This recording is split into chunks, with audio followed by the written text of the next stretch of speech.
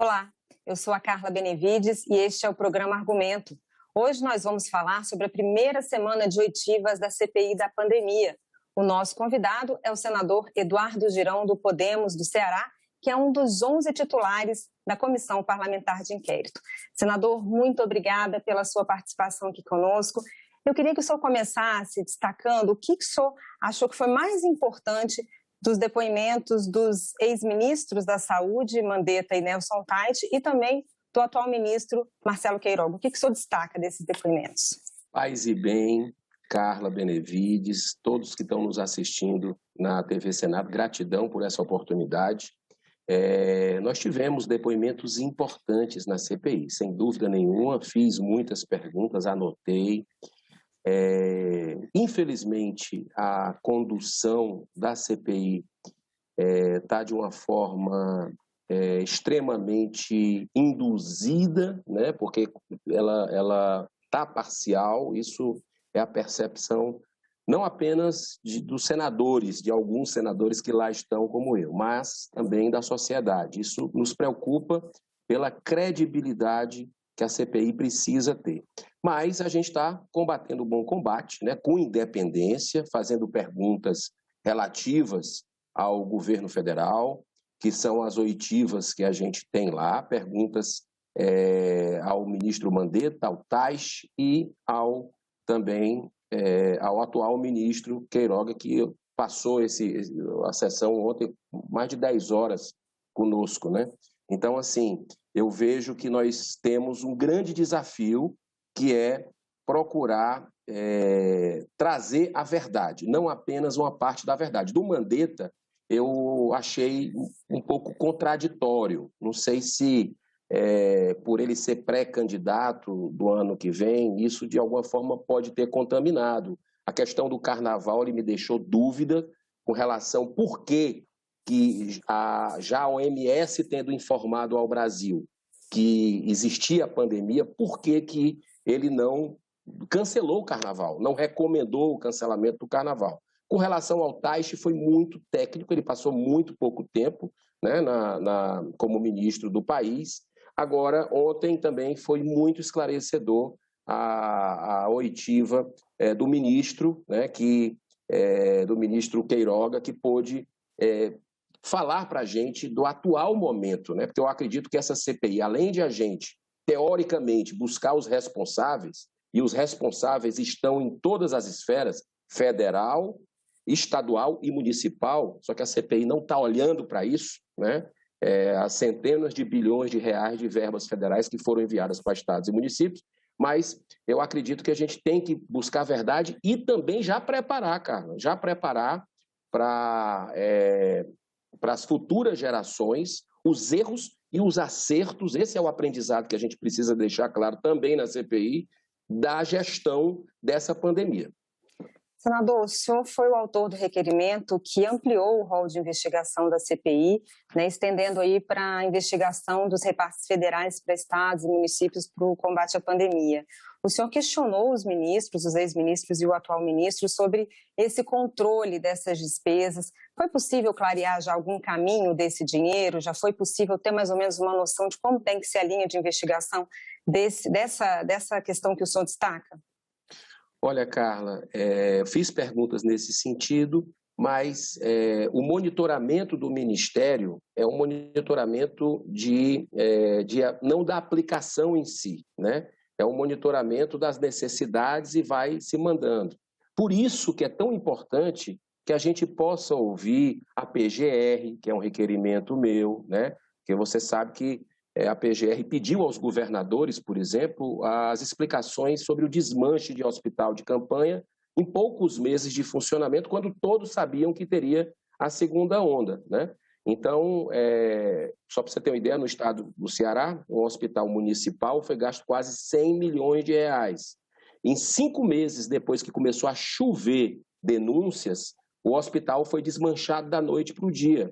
Então, as pessoas morrendo agora, enquanto a gente está conversando aqui, nas filas, porque não tem leito de UTI. E isso aconteceu em vários estados. Por isso que eu queria trazer a PGR, porque a PGR, depois de receber as informações atrasadas dos governadores, já disse que tem irregularidade. Então é fundamental que a gente traga a Polícia Federal, no meu requerimento que você citou, assinado por 45 senadores, ou seja, a maioria do Senado, eu relacionei as operações da Polícia Federal em, se eu não me engano, 18 estados da federação. Está lá os fatos determinados. E tem requerimento para a gente chamar o diretor da Polícia Federal aqui. Mas isso está sendo empurrado com a barriga, né?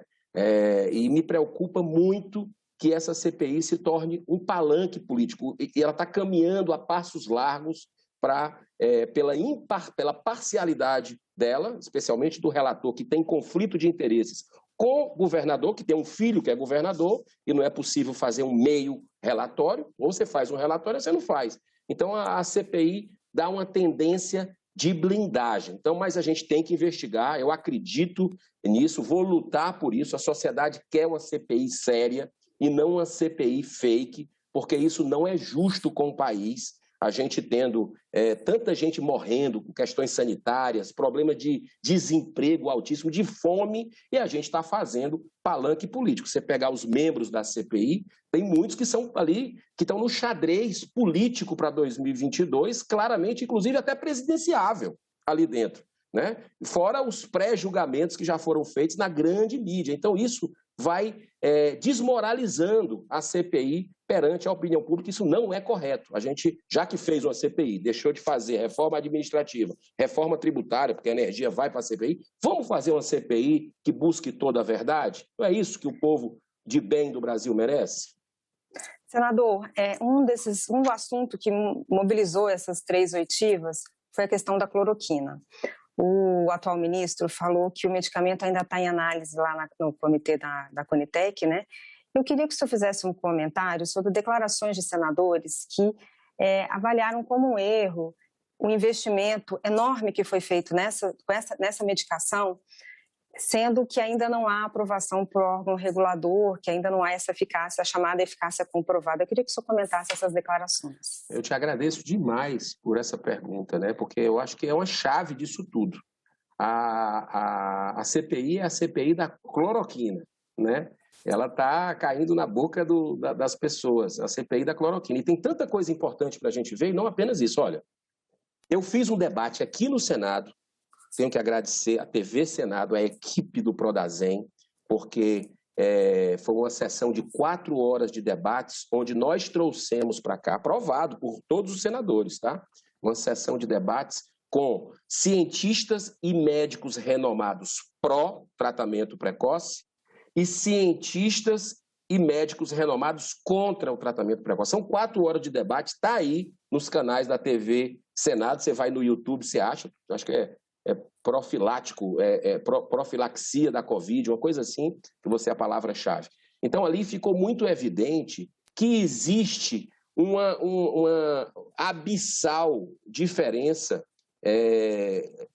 A ciência está dividida, né? Os cientistas estão divididos. Não existe, então, algo que você possa condenar, muito pelo contrário, né? E quem assistir vai tirar suas próprias conclusões. Aquela história que diz que faz mal, né, que isso aí pode causar problema no coração, no fígado. Até quem foi contra naquela sessão, médicos renomados, repito, não confirmou isso, né? Então, tem países que adotam o tratamento precoce. Aqui no Brasil tem vários municípios. Se você pegar a média nacional de mortandade por Covid, nesses municípios, né, se eu não me engano, Porto Feliz, Búzios, Chapecó, são dezenas de municípios que adotaram políticas públicas nesse sentido. A mortandade é lá embaixo. Por que querem esconder isso das pessoas? Porque virou política? Pouco me importa se foi o presidente da República ou se foi o maior opositor dele que levantou um remédio. Eu acho errado, inclusive, que isso não é papel de presidente da República, mas isso politizou de um lado e de outro. E a gente está esquecendo de ouvir a ciência. Se esse remédio se comprovar como o Tamiflu se confirmou, né, como uma solução do H1N1, depois de um debate como esse, só que veio a confirmação depois de muito tempo, vai ser o quê? Quem está condenando isso e tanta gente morrendo podendo ser salva, vai ser crime contra a humanidade? Então a gente tem que respeitar a autonomia médica. Eu digo para você, e falei lá no debate. Eu, particularmente, com recomendação médica, e olha que eu sou a favor de vacinas, temos que ser, a favor do uso de máscara, a favor do distanciamento social, a favor de álcool em gel nas mãos, mas por que não também o tratamento preventivo ou o tratamento precoce? Eu mesmo tomo ivermectina por recomendação médica, né? Desde o ano passado, graças a Deus, nada aconteceu, faço todas as outras precauções, mas o meu pai, com 77 anos, que mora em São Paulo, eu não colocaria a cabeça no travesseiro sem falar isso, com comorbidades, né? Asma, bronquite, enfim, foi contaminado pelo coronavírus, e sabe o que o médico dele lá em São Paulo falou? Triplique a dose que o senhor está tomando de ivermectina. E papai praticamente ficou assintomático. Por que a gente vai esconder isso e fazer uma CPI de cloroquina, que tem cientistas que, embora não tenha tomado, mas tem cientistas que mostram os efeitos disso? Por que a gente vai demonizar um medicamento que existe há 70 anos? Né? Então, assim, a gente tem que ter muita serenidade. Eu estou no finalzinho do programa, mas eu não queria encerrar sem te fazer uma pergunta, pedir para o senhor ser bem sucinto na resposta. Os próximos passos, as próximas oitivas, 2 temas que devem vir aí com fortes: questão a tese da imunidade de rebanho e a diplomacia brasileira nos reflexos na pandemia. O senhor acha que esses temas podem ter contribuído, essas questões podem ter contribuído para a situação que o Brasil está hoje? Olha, eu acredito que o nosso papel é investigar isso. Eu vou fazer perguntas nesse sentido, como também quero saber das andanças do presidente da República aqui nos arredores de Brasília, causando aglomeração, sem uso de máscara, né? Eu gosto muito da frase de Francisco de Assis, né? As palavras podem até convencer, mas é o exemplo que arrasta. Mas também, Carla, a gente tem que ver aí as centenas de bilhões de reais que foram para estados e municípios, os escândalos não faltaram, né? Dinheiro não faltou também, a gente sabe.